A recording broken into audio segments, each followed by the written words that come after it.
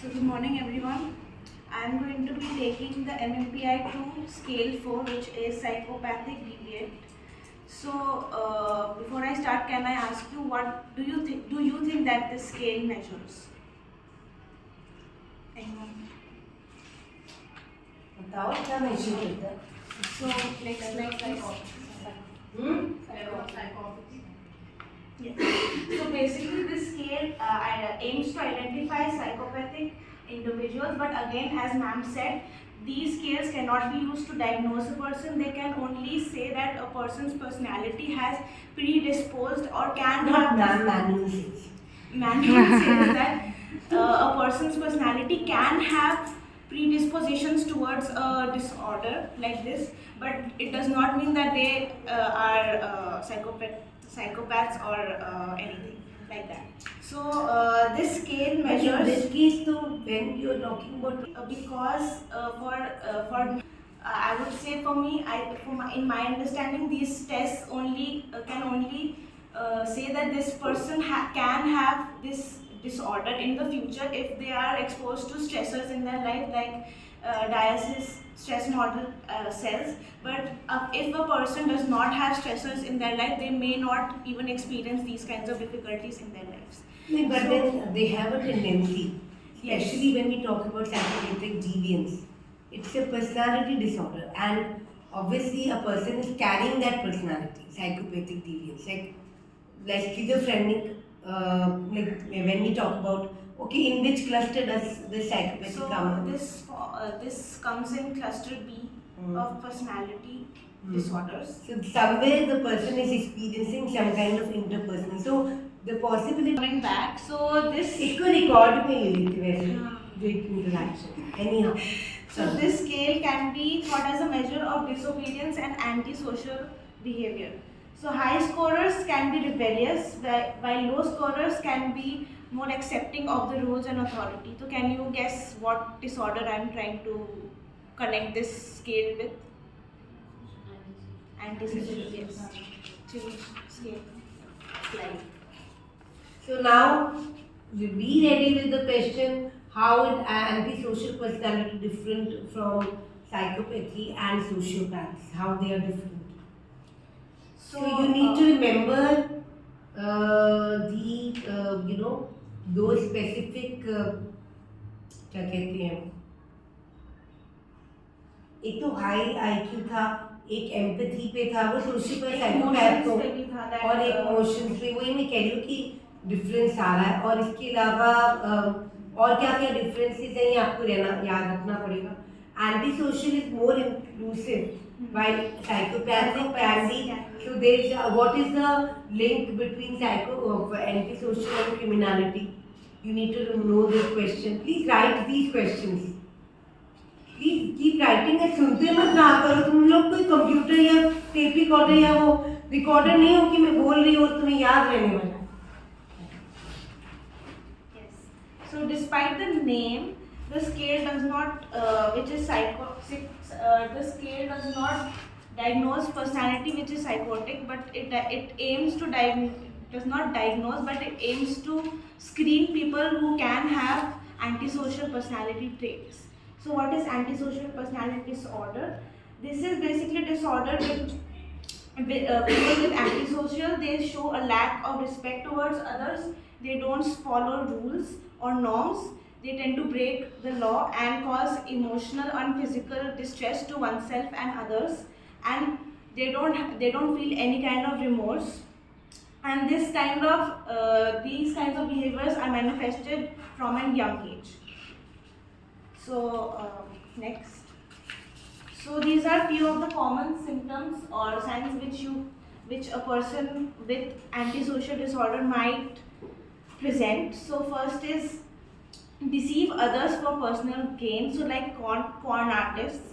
Second is commit crimes, so like committing crimes such as murder or any other gruesome crime. Third is disregard rules or safety for others. So obviously if they're committing crimes, so they're obviously not thinking about rules or safety from themselves and other people. Fourth is act impulsively and aggressively. Fifth is act coldly towards others. So obviously because the name suggests that they're antisocial, so they don't like people. They don't like people. You can't say that they don't like people, but they don't like to always follow the same kind of rules that normal people or most people would follow. That is why they act coldly towards other people. Lie about big and small things because they have higher IQ. Most people who have antisocial have a higher IQ. They are able to lie easily, and their lies are more believable than a person who might not have antisocial. So fifth, the last one is having trouble keeping job or doing homework, and even having trouble in social relationships. Like ma'am said that these people cannot maintain. Not ma'am said. It has. Remember this kind of version that ma'am said. Ma'am said in the Viva I will not like. So I will say You that. should whatever the research says. So research. Ma'am said ma'am has not done any research on antisocial autism. I have only done research on autism and I can see there that I said, but not in other spheres. Whatever the book says, whatever the research says, what are the evidences says. Please take me out from there. Yeah, So, please, yeah. Next slide. So the next slide is on the criteria of DSM, which was discussed yesterday also. So you can diagnose with these criteria, and yes, these are for diagnostic purposes. So the first A criteria is These are called diagnostic criteria. It's not an idea. We can diagnose on the list. लेकिन purpose बोला उनको वही ना उनको कुछ और सुनाई दिया So the first diagnosis, and which is the A, it is pervasive pattern of disregard for and violation for the rights of others occurring since the age 15, and three of the following need to be manifested by the person. First is failure to conform to social norms with respect to lawful behavior as indicated by repeatedly performing acts that are grounds for arrest.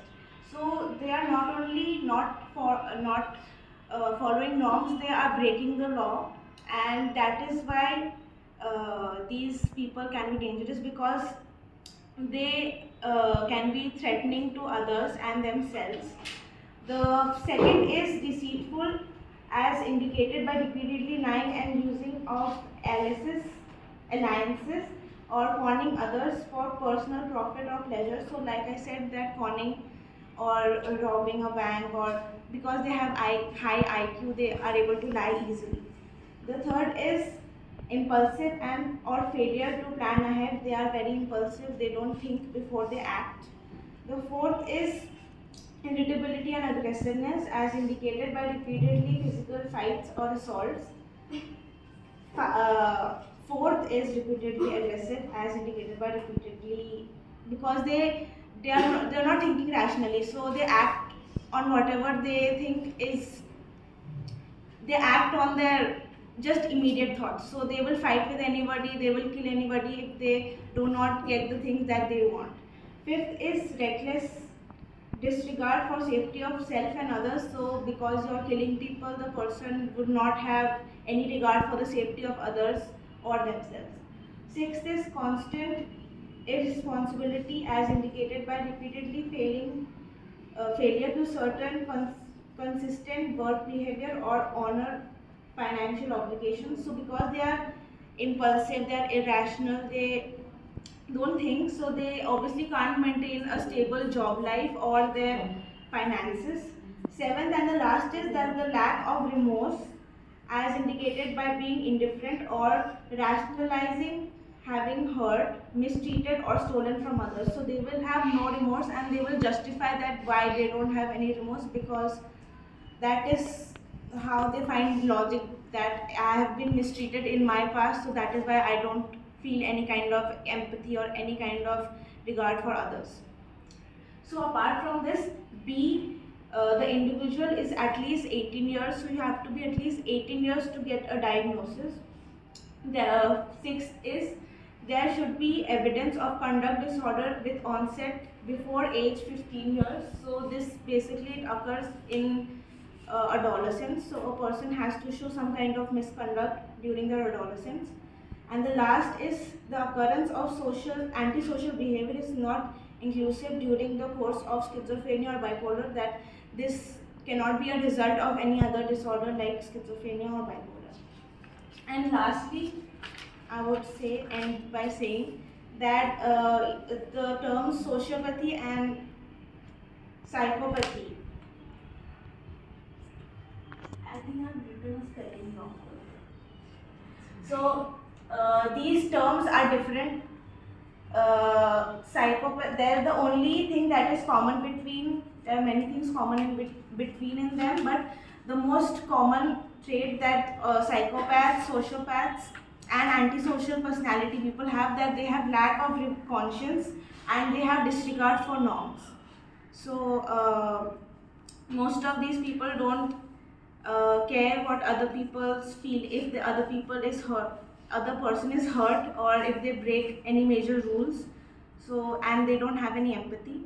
And the major difference would be that antisocial personality disorder people have dysfunction amygdala. That is why they cannot process emotions. That is a major difference between antisocial and sociopaths, because sociopaths can feel emotions, but antisocial people cannot. I mean, they have disregard. They can feel emotions, but they can't identify, or they have very dysregulated emotions.